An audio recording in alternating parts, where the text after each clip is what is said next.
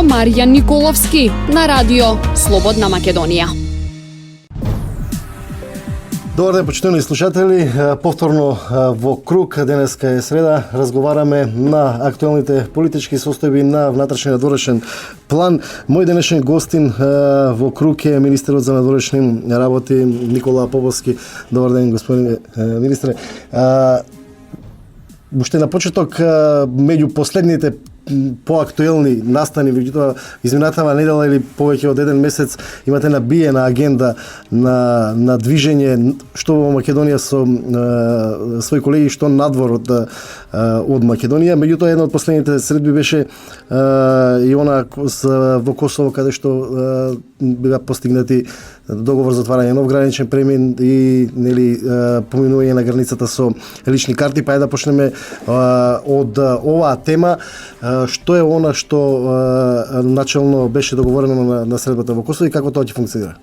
Па, со речиси сите наши соседи имаме политика на што е можно поголемо отварање, полесно преминување на границата. Косово беше една од последните земји со кои го заокружуваме овој циклус.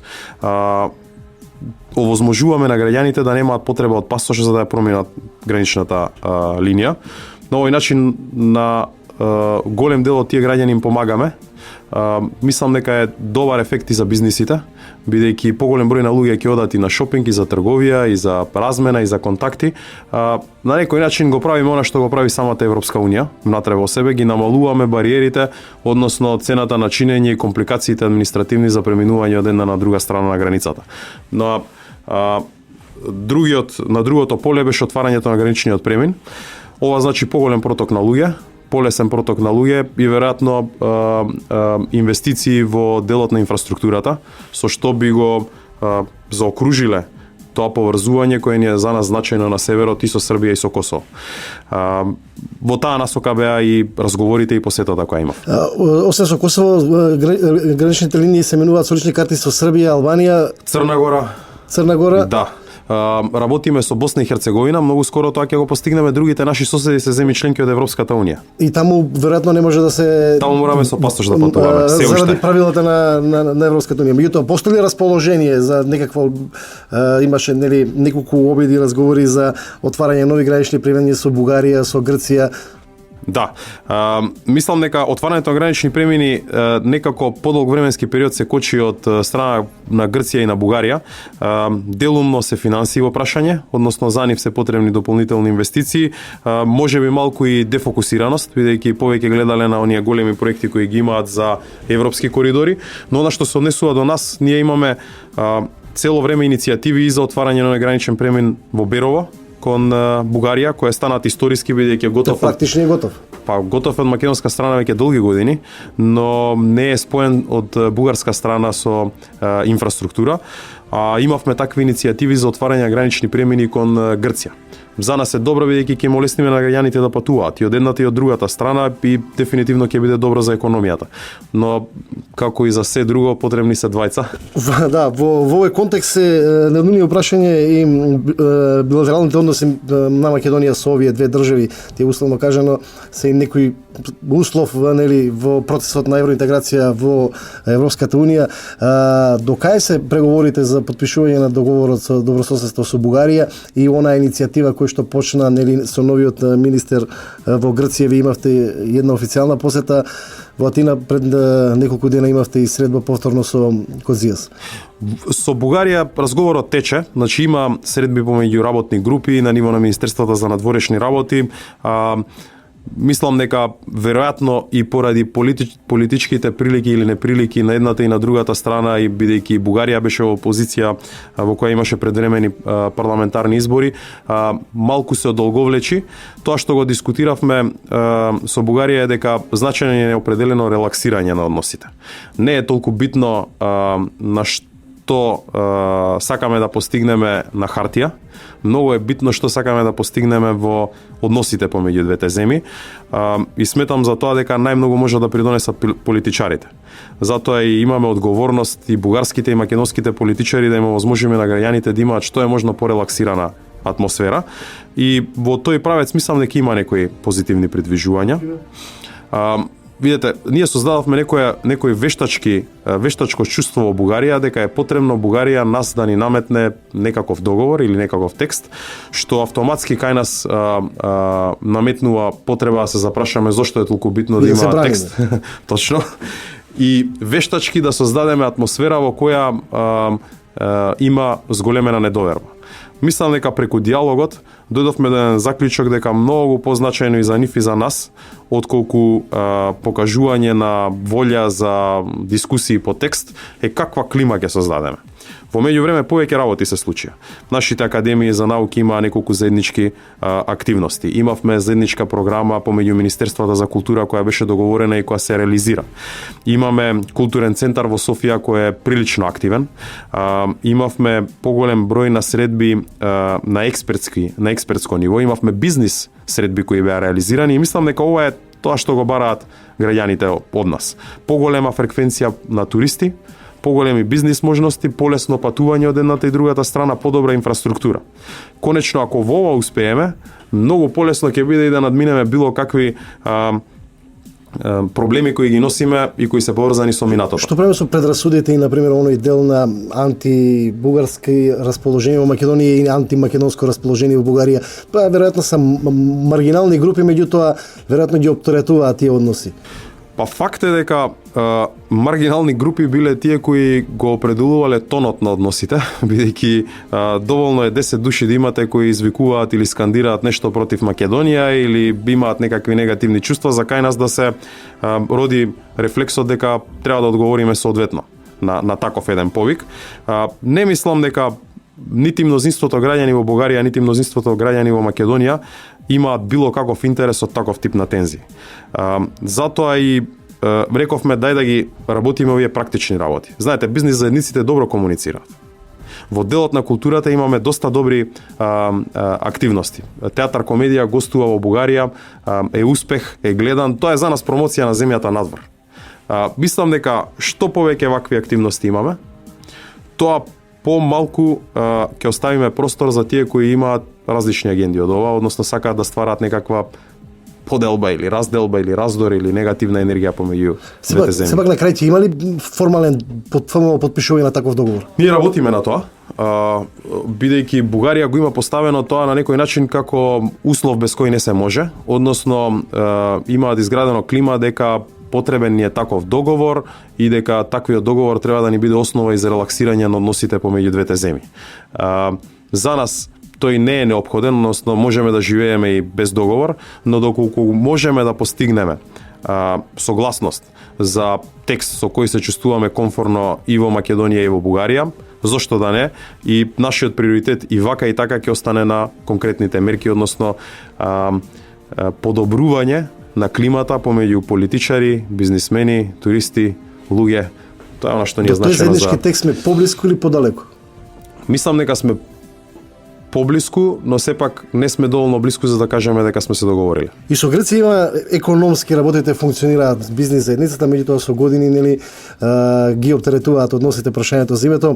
Како ги оценувате овие средби, вашата посета во Атина, посетата на Кодзијас, еве повторно сега во Амстердам на маргините, повторно разговор, има ли можен напредок на тоа поле на изградба на, како се нарекува тој, не договор, него како беше стратегија за добрососедство и мерки за градење на доверба. Мерки за градење на доверба. Да. Таму како стојат работите? Идејата од прилика е иста. Ние со Грција имаме една чудна ситуација во која, како што рековте, имаме одлични економски односи. Ние сме број еден туристи во Грција. По сите параметри би требало да бидеме многу добри соседи, но поради спорот со името сме блокирани во НАТО и во ЕУ долги години. Тоа има направено една ситуација во која ние сме огорчени поради тоа што евроатлантските интеграции ни се ставени во заложништво, поради определена уцена која сметаме дека е непринципиелна, а кај нив е создадено јавно мнение дека ние представуваме некаква закана за нив. За нас ќе биде значајно некако да се потрудиме во овој период да покажеме дека не само што не сме закана за Грција, туку сме и можност за нив, бидејќи отвараме би рекол можности и во делот на бизнис, и во дел на економија, и во дел на туризам кои им се многу значени, особено после силниот удар кој го претрпеа од економската и финансиската криза. Но воедно и да продолжат со ваквата политика на држење на заложништво на евроатлантските интеграции, наш интерес ќе биде да имаме порелаксирани односи со Грција. Конечно, каква и да биде нашата динамика на приближување кон НАТО и на ЕУ, наш интерес, македонски интерес, ќе биде да имаме добри односи со Бугарија и Грција како членки на Европската Унија. Таа е идејата позади и мислам дека таа идеја за договарање на почетно 11 мерки за доверба кои може да се прошируваат е добар начин да ја намалиме цената на чинење на тие тензии кои постојат меѓу нас во политичкиот дел поради блокадата која ни е наметната во НАТО и во ЕУ.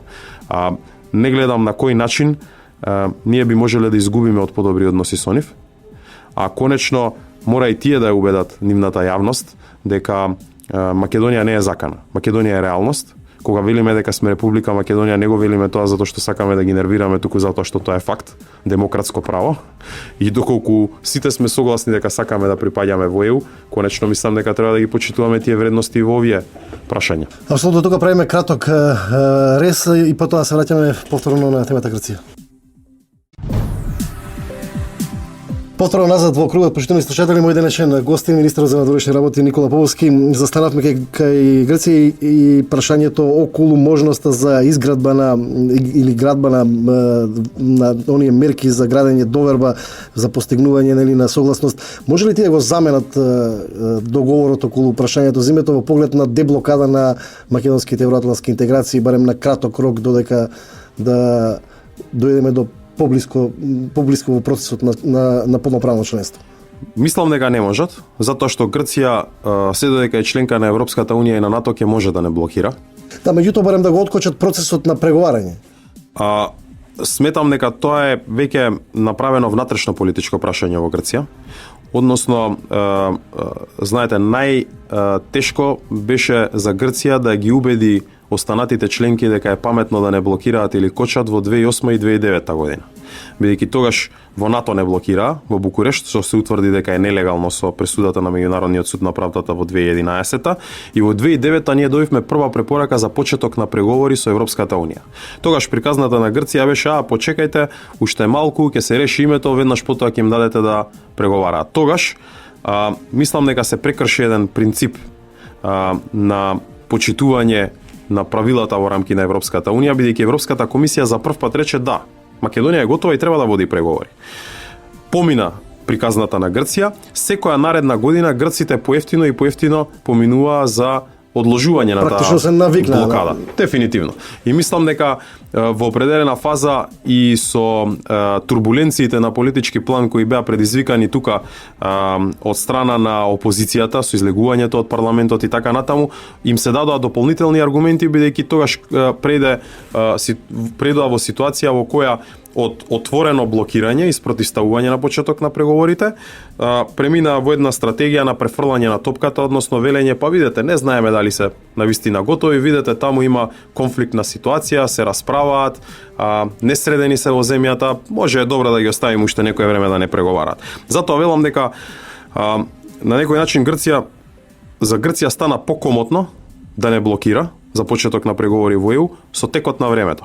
Денес сме во 2016-та, веќе имаме 6 препораки позади нас. Многумина во Европската Унија не се ни сеќаваат кога беше првата препорака за почеток на преговори со Македонија. Но сега треба ние да ги погледнеме реално работите. Грција ќе биде во позиција да не блокира и понатаму. Тоа не треба да го намалуваме, бидејќи Грција дефинитивно покажа и со финансиската криза дека е земја која покрај тоа што е релативно мала, представува 1% од економијата на Европската Унија и 10 милиони жители од 500 милиони жители на Европската Унија, може да избоксува многу поволни позиции. И некои од работите кои се дозволени на Грција во Европската Унија, не верувам дека многу други земји членки на Европската Унија би можеле да ги направат. Ако така стојат работите, тогаш скептиците во Македонија би рекле веројатно чиму ни тогаш мерки за градење на доверба, ако тие не можат да го поместат барем ветото од пред почетокот на пристапните преговори на било кое следно поглавје. Има барем две причини зашто би требало тоа да го направиме. Од една страна станува абсурдна блокадата, бидејќи на сите им е јасно, им даваме до знаење дека ние немаме никакви реални проблеми со Грција. Знаете, ние нити сме закана, нити сме во војна, нити имаме ембарга со Грција како што ни наметнувале во 90-тите години. Денес Македонија и Грција имаат веројатно подобри билатерални односи од повеќето земји во Европа на билатерално ниво. Имаме огромна размена, сме број 1 туристи во Грција. Значи трошиме пари таму. Тие имаат инвестиции во многу крупни сектори во Македонија, што значи дека не им е проблем да инвестираат и да водат бизнис во Македонија. И некој рационален швеѓанец или германец ќе се запраша, па добро велује, зашто вие ги блокирате за влез во Европската унија? Тоа е првата придобивка, бидејќи на некој начин се банализира онаа политика дека ние сме закана за Грција, па имаат причина да не блокираат. Точно. И втората е наша, прагматична. Македонија добива доколку има подобри односи со своите соседи. Знаете, многу енергија имаше Грција инвестирано и многу други наши попречувачи во минатото да не представат дека ние сме некаков проблем на Балканот, дека ние сме во конфликт со сите, дека ствараме тегоби во регионот и дека Македонија еве сега извор на сите тензии или проблеми во балкански рамки, што е тотално неточно, но тоа го има изработено во 90-тите години.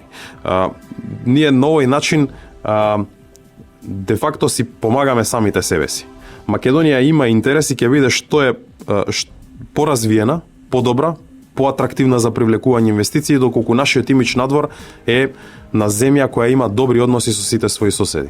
Во крајна линија, и да не е НАТО и ЕУ интеграцијата, ние имаме интерес со 5 наши соседи да имаме одлични односи. И тоа треба да го правиме. Ако ги анализираме односите и разговорите со Грција и во овој момент со оваа владина структура и оние што беа во периодот кога Папа Андреу беше и тогаш имавме за интензивни комуникации на премиерско ниво, кои се поискрени дипломатски односи, овие сегашните или тие во тој период тогаш?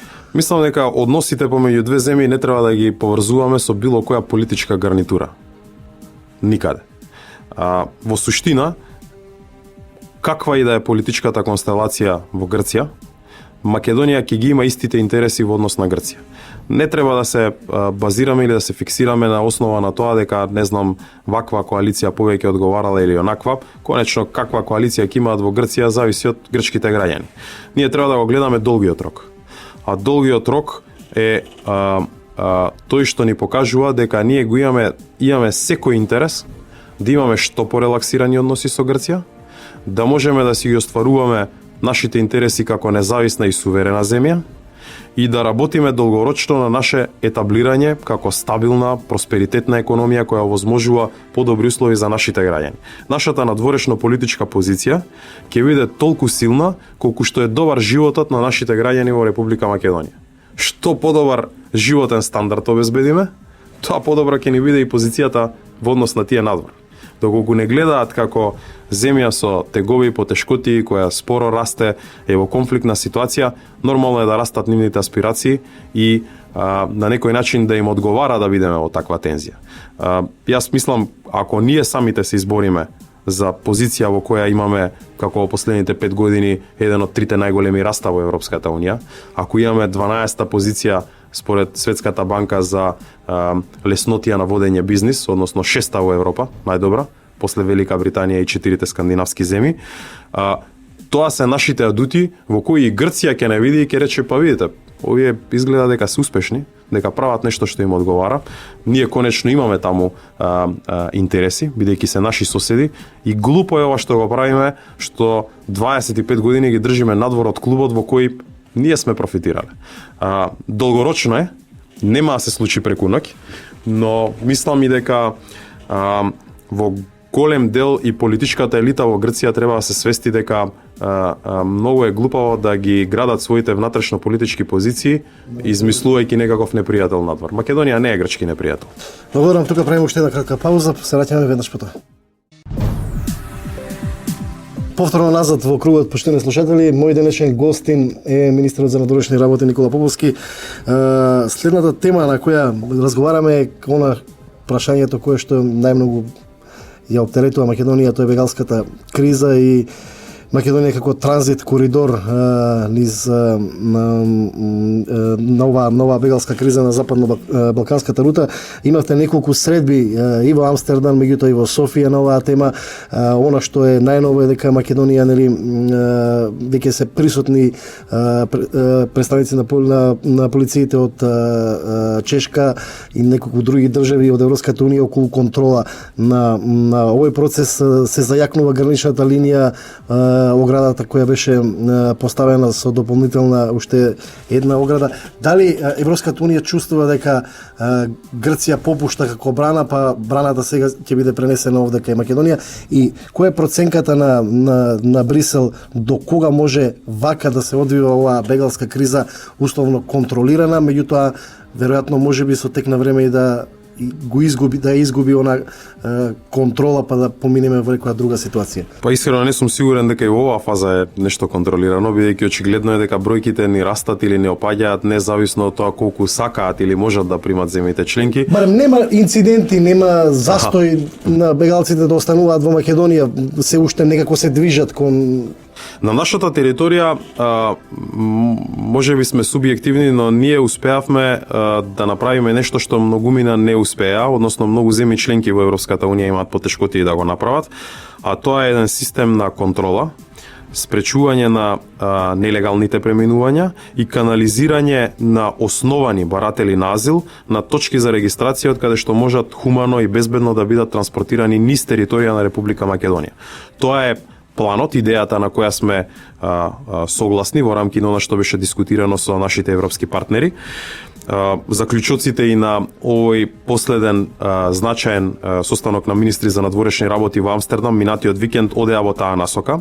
За жал, повеќе интереси се прекршуваат, би рекол, на нашата гранична линија помеѓу Грција и Македонија, особено во делот на мерките кои ЕУ ги имаше договорено во изминатите неколку месеци. Се однесуваа на контрола на надворешните граници на Шенген зоната, а тоа е Грција према Турција, и мерките на справување на Турција со мигрантите на нејзина територија, како и процесот на реадмисија. Сите оние кои стигнале во Германија или други земји, а не се основани боратели на азил, да може да бидат вратени. Но овие три прашања: прво, Грција има добар аргумент со тоа што вели ние имаме 2000 острови и море, кое не можеме да го контролираме. Што пак е проблематично за овие земји кои ги примаат бегалците, бидејќи велат ако не можете да ги контролирате, требаше да кажете во моментот кога влегувавте во Шенген. Но тоа е реален проблем и не случајно има 200 загинати луѓе само од почетокот на годината кои се удавени во Егејското море и се обидуваат да преминат границата. Точно. Значи се работи за голема хумана трагедија и мислам дека Грција не е во можност да се справи со овој притисок со тие мерки кои се спроведуваат во овој момент. Го одбиваше присуство на Фронтекс исто.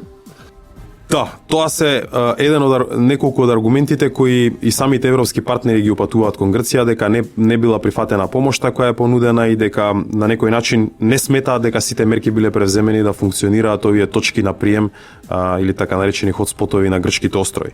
Другиот проблем е што Турција има сериозен аргумент, бидејќи во изминатите 4 години Турција вели ние примивме над 2 милиони бегалци, алармиравме до сите страни, немаше реакции се до оној момент додека бегалците не стигнаа до Западна Европа и не станаа внатрешно политички проблем за повеќе влади во западноевропските земји. Така што Турција се соочува со еден сериозен притисок на внатрешни мигранти кои се веќе на турска територија и они кои доаѓаат.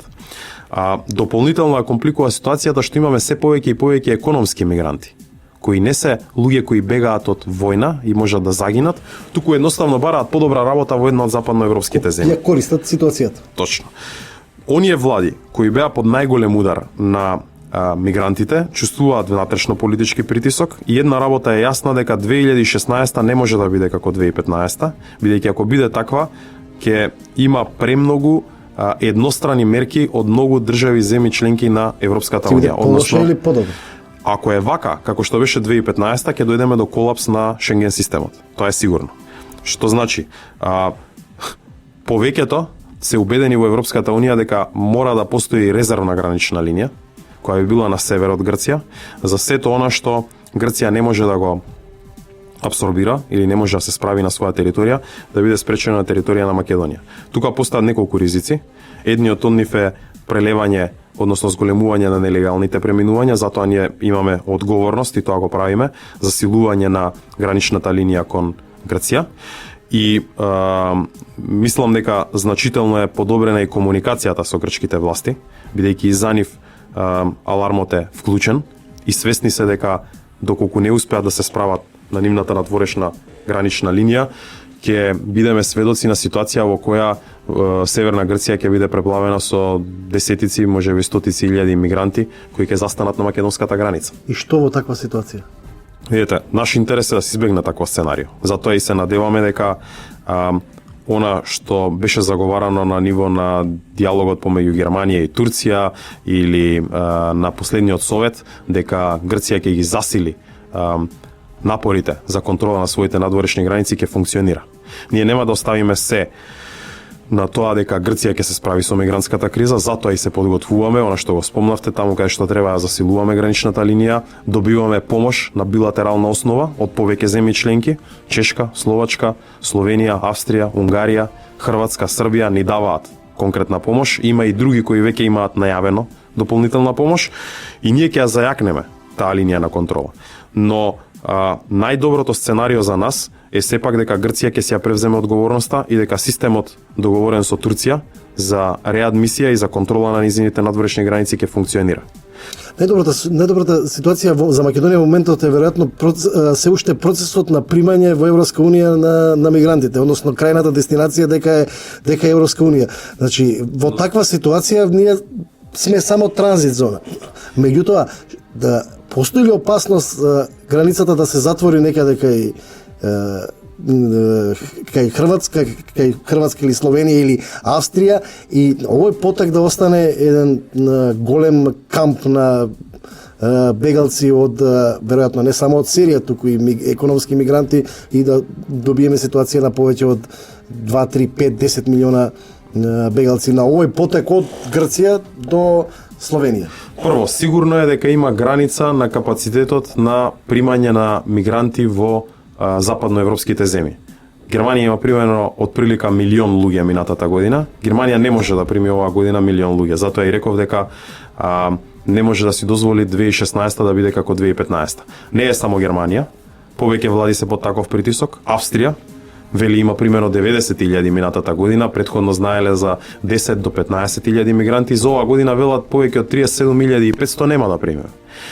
Да не говориме за Данска, Холандија, Белгија, повеќе држави кои имаат многу поголем број на мигранти примено отколку што примале во минатото, што значи границата постои на број на луѓе кои може да се примат, многу брзо ќе дојдеме до таа граница, не говориме за месеци, јас мислам дека седмици од денес ќе дојдеме до бројки во кои ако остане сегашниот тренд или ако се зголемува, повеќе влади во Европската Унија ќе превземат еднострани мерки за контрола на своите граници. На тој начин ние би биле притиснати, бидејќи ако Германија затвори кон Австрија, Австрија кон Словенија и така натаму, и Србија ќе затвори кон нас, а ние не можеме да си го дозволиме луксузот да имаме луѓе, односно мигранти, кои нити сме го предизвикале конфликтот, нити не можеме и да им помогнеме. Апсолутно, ќе влегуваат од јука, нема да излегуваат од север. Ќе инсистираат да излезат од Македонија. Во тој контекст е и онаа мерка која се однесува на разграничување помеѓу економски мигранти и баратели на азил. Има луѓе кои доаѓаат од Сирија, Ирак или Авганистан во најширок контекст и кои можеби бегаат од конфликт или од загинување доколку останат таму каде што се. За нив е потребен на некој начин третман кој е соодветен со меѓународните норми, односно тие се основани баратели на азил. Не може во ист кош да бидат ставени со економските мигранти кои одат да побараат подобра работа во Германија или во некоја друга западноевропска земја. Мерките кои се предвидени во моментов е тоа да се случува на грчката граница. За нас најдоброто сценарио е доколку Европа си ги превземе своите одговорности. Но ние нема да оставиме на тоа да зависиме од добрата волја или од примената на тие мерки на надворешните граници на ЕУ, туку ќе ги превземеме тие мерки кај нас. Благодарам. На темата бегалците се враќаме веднаш по кратката пауза. Повторно назад, почитани слушатели, во финишот на денешниот круг, мој денешен гост е министерот за надворешни работи Никола Побовски. Велите, ако не го решиме проблемот контрола на границата, тој ќе не реши нас. Ги ја разбира таа порака во Брисел? Мислам дека ако не ја разбра, многу брзо ќе се случи така што ќе мора да ја разберат, но нема сомнение дека постои свест. Последните дискусии во Амстердам што ги имавме, има многу голема загриженост кај практично сите земји членки. Од една страна оние кои се на надворешните граници, како Грција или Италија, и кои гледаат на ризикот кај нив достанат мигрантите, од другата страна оние кои најмногу имаат примено. Германија и Шведска не можат да имаат исти бројки во 2016 како во 2015. Тоа треба на сите да ни биде јасно. Заради тоа и велам дека доколку таа контрола не се спроведе, овој проблем ќе стане таков од внатрешно политичка природа во овие земји, што едноставно ќе се наметне потребата за контрола на граници на секоја земја за себе. Тоа ќе значи крај на Шенген системот и не само исфрлување на некои земји членки од Шенген системот, туку под знак прашање ќе го стави целиот систем на слободно движење низ Европската унија. Во финишот и за уште една тема, тоа е Македонија и релациите со Европската унија и со Брисел, меѓутоа преку призмата на внатрешна политичката криза во Македонија, веројатно на сите средби кои ги имате, тоа е неодминливо прашање. Кои се проценките, дали ние на 24 април ќе излеземе од политичката криза или пак кои начини, можности може да се направат во тоа насока? Ние имаме 4 најголеми политички партии во Република Македонија кои потпишаа заеднички договор, заеднички изгласаа закони во Собранието на Република Македонија кои подразбираат дека на 24 април треба да имаме демократски избори парламентарни во Република Македонија кои ќе го вратат мандатот кој ќе треба да биде даден од народот, кој ќе одлучи во следниот период какви политики ќе се водат и кои ќе ги спроведуваат тие политики. Тој договор мислам дека е сериозен и се надевам дека сите оние кои пристапиле кон тој договор се свесни за консеквенциите доколку не биде спроведен. Во овој момент ние ги спроведавме практично сите мерки од она што беше договорено помеѓу 4 најголеми политички партии. Останува една работа, а тоа се изборите на 24 април. Мислам дека тоа ќе биде многу битно од две причини. Прво, да излеземе од еден циклус на деструктивна политика која беше креирана со бојкот на институции, со користење на нелегални материјали, креирање на приказни и така натаму, што драстично ни го влоши имиџот и позициите во однос на Европската унија, бидејќи многумина кои претходно отворено се спротивставуваа на водење на преговори, сега им се понуди на тацна позиција во која велат, па не знам, постојат некакви потешкоти кај нив, кога ќе ги решат, тогаш ќе дискутираме за преговорите. Мислам дека со целосно спроведување на договорот тој аргумент ќе исчезне и конечно граѓаните повторно во своји раце ќе ја имаат судбината за тоа кој ќе одлучува и како ќе се движи Република Македонија во следниот период. Немам никаква дилема дека ова е најдобриот пат кој можеме да го трасираме од денешна перспектива. Избори на 24 април, избор на нова влада од мнозинството кое ќе биде формирано и продолжување по нашите приоритети: економски развој, поголем број на инвестиции, почнување на преговорите со Европската унија, членство во НАТО и сето останало. Кои се препораките на меѓународната заедница во поглед на тоа? Дали можеме ние да стигнеме до 24 април да се оформи она неопходна слика за организирање фери демократски избори, нешто што го бара опозицијата?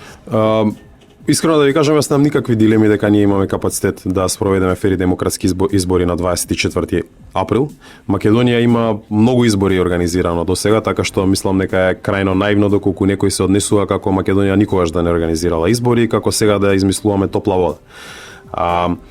Не само што имаме капацитет, туку сум убеден дека и граѓаните тоа го посакуваат, на некој начин да ги оставиме сите оние конфликтни ситуации зад нас, да имаме нов почеток во кој ќе се фокусираме на тоа што е најзначајно за нив. Најзначајно за нив е да се занимаваме со подобра инфраструктура, повеќе инвестиции, подобро работни места, намалување на неработеноста. Тоа ги интересира. Користење на разни конфликти, создавање на интриги во Република Македонија само за доаѓање до власт не е нешто што е приоритет на граѓаните на Република Македонија. И доколку говориме за нашата евроатлантска интеграција, најдобриот начин на кој ќе засилиме нашата позиција е ако ги елиминираме сите причинители на политичката криза која имавме во изминатиот период. Благодарам. Ова, почитани слушатели, беше уште едно издание на Круг. Круг е емисија на Радио Слободна Македонија. Јас сум Маријан Николовски, уредник и водител на емисијата. Мој денешен гостин беше министерот за надворешни работи Никола Поповски. Денеска е 10 февруари. Круг е во продукција на Радио Слободна Македонија. Имајте пријатен ден. Круг со Маријан Николовски на Радио Слободна Македонија.